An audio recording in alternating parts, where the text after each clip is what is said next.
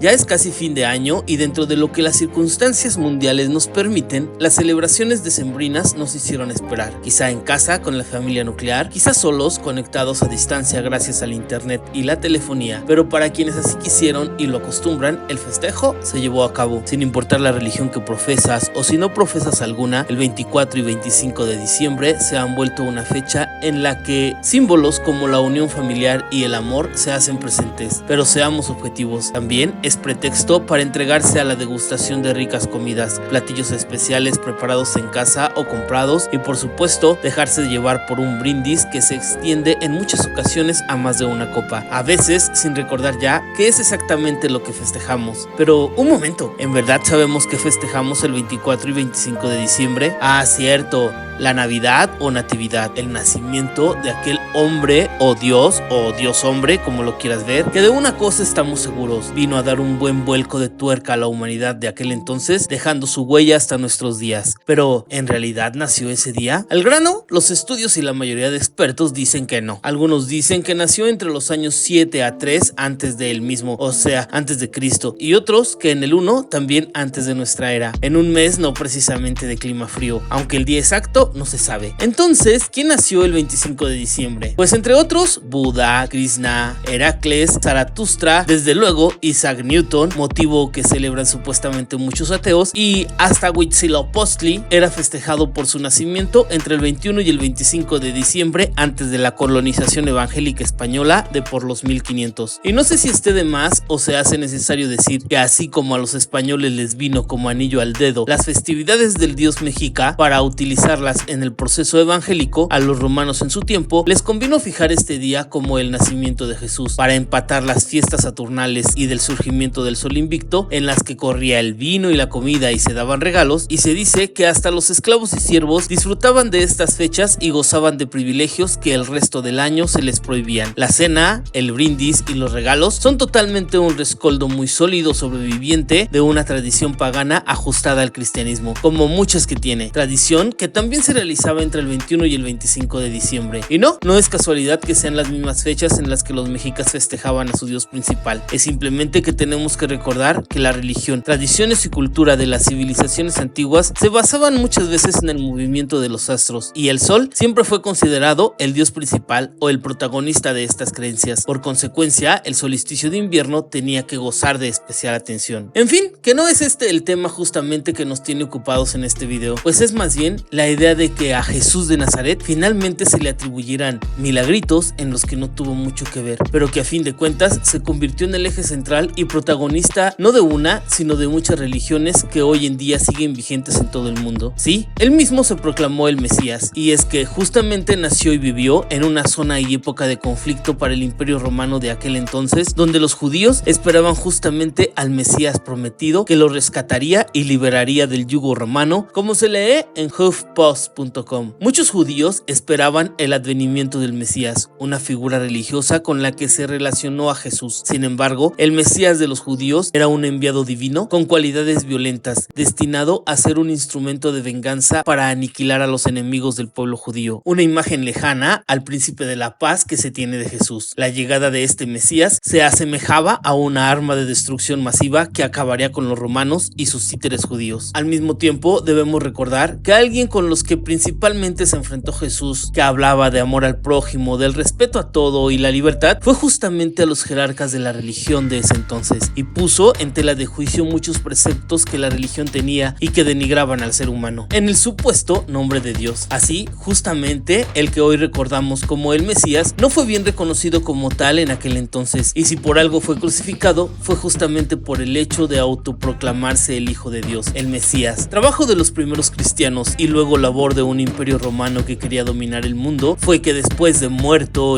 o resucitado y supuestamente ascendido al cielo, se consideran sus enseñanzas para fundar una de las religiones más duraderas y de dominio territorial más grandes en el mundo, y se le reconociera como lo que no se le reconoció públicamente en vida, como el Mesías. Han pasado al parecer alrededor de 2000 años, y desde entonces la humanidad espera con ansias el regreso de este Mesías, el Hijo de Dios que vendrá para poner orden en el mundo, terminar con sus enemigos y establecer el reino de Dios en esta tierra. Pero en una cosa no hemos logrado ponernos de acuerdo, en los enemigos. Los unos culpan a los otros a los unos o a veces a los terceros, y a su vez los terceros dicen que los enemigos son los unos y los otros. Sin embargo, hay quienes aseguran que el regreso del Mesías está cerca, que pronto nacerá, e incluso otros aseguran que de hecho ya anda entre nosotros. Los fenómenos astrológicos que hemos vivido hace apenas unos días, como la gran conjunción de Júpiter y Saturno, que muchos llamaron la estrella de Belén, que anunció hace mucho tiempo el nacimiento de Jesucristo, y el eclipse solar del 14 de diciembre, han acrecentado las teorías y rumores de que el Mesías está cerca, o de que tal vez ya esté entre nosotros. Pero de ser así, la humanidad que tanto lo espera, ¿estará realmente preparada para recibirlo? ¿Realmente lo reconocerían al estar frente o cerca de él? O peor aún, la manera en que se presente llenará las expectativas de una sociedad exigente y llena de paradigmas de lo que espera de un Mesías. Para responder a estas preguntas, y si estamos conscientes de que no será sobre una nube estilo Dragon Ball Z, que baje con una túnica y sandalias un ser barbudo y de cabellos rizados, es necesario justamente tomar en cuenta algunos aspectos importantes de cómo se manifestó el Mesías hace 2000 años, y que no son secreto para nadie, y ojo, tampoco representan blasfemia alguna. La tradición judeocristiana dice que Jesús de Nazaret nació en un pesebre, y vaya usted a saber si realmente la madre de Yeshua parió entre vacas y mulas. Pero lo que es un hecho es que esta figura retórica nos indica que este Rey de Reyes nació entre la parte más pobre de la sociedad, quizá no siendo un esclavo, pero sí un hombre con poca suerte económica al nacer, y durante su vida se desarrolló entre las personas más pobres y sin fortuna de la época. Sus seguidores aparentemente fueron pescadores, artesanos, jornaleros, y en su doctrina predominaba el amor y el respeto a todo ser humano, sin importar condición física, social, religiosa, política o sexual. Lo mismo defendió y curó a leprosos que a prostitutas, peleó con los clérigos religiosos y los acusó de no llevar bien los mandatos y la palabra de su Padre, el Dios verdadero. Digamos que según lo que popularmente sabemos, Jesús comenzó su predicación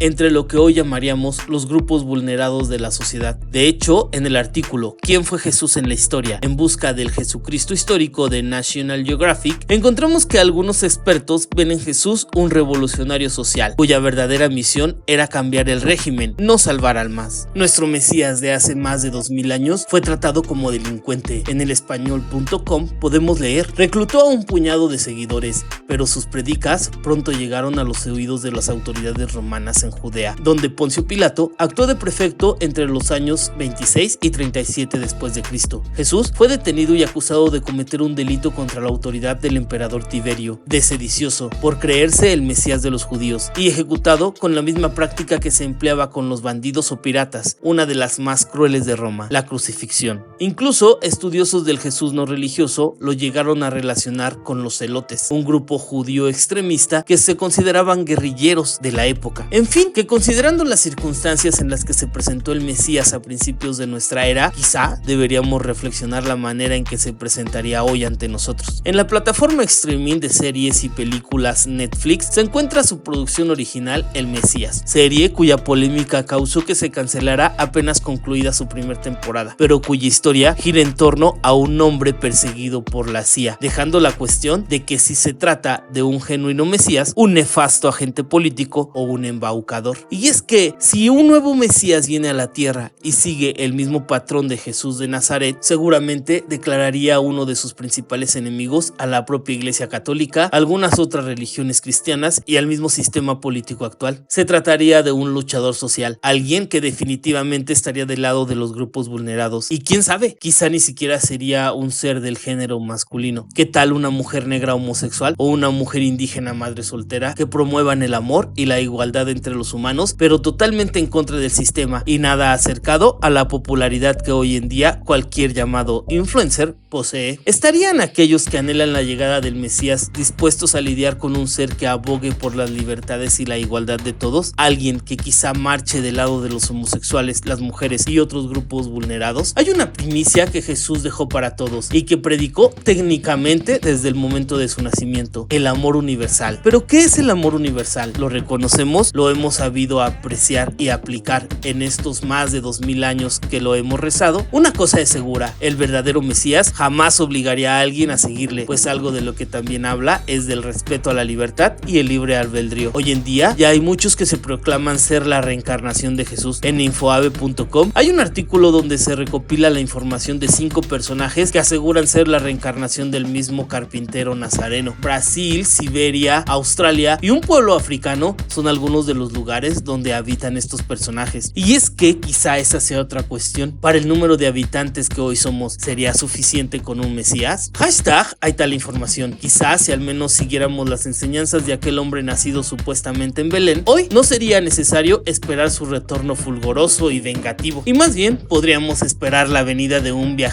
que viene a cosechar su siembra. ¿Acaso no somos cada uno de nosotros el Hijo de Dios? Y si el que regresara fuera el mismo que predicó en Galilea, ¿con cuál de sus casi 60 rostros con los que se le ha representado lo reconocerían? No olvides reaccionar y comentar este video. Si es tu primera vez por aquí, suscríbete a mi canal y activa la campanita para que te enteres en cuanto suba nuevo material. Recuerda que de tus comentarios pueden surgir los temas de nuevos videos y por supuesto, nos vemos la próxima.